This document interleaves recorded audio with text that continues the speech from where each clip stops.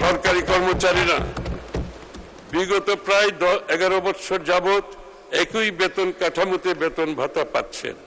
ইতিমধ্যে মূল্যস্ফীতিজনিত কারণে জীবনযাত্রার ব্যয় অনেক বৃদ্ধি পেয়েছে। আমরা সরকারি কর্মচারীদের জন্য নতুন বেতন কাঠামো আগামী 1 জুলাই 2026 হতে ধাপে ধাপে বাস্তবায়ন করার ঘোষণা দিচ্ছে মাননীয় স্পিকার। দেশের বিভিন্ন অঞ্চলের মধ্যে অর্থনৈতিক সামাজিক অবকাঠামোগত বৈষম্য কমিয়ে সমতা ভিত্তিক সুষম উন্নয়নে বহুমুখী পরিকল্পনা বাস্তবায়ন করা হচ্ছে।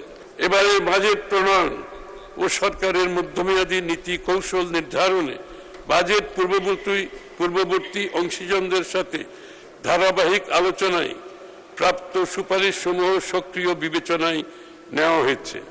বর্তমানে সীমাবদ্ধতা ও চ্যালেঞ্জ সত্ত্বেও আমরা মনে করি নতুন বাজেট অর্থনীতিতে ইতিবাচক পরিবর্তনের সূচনা করবে।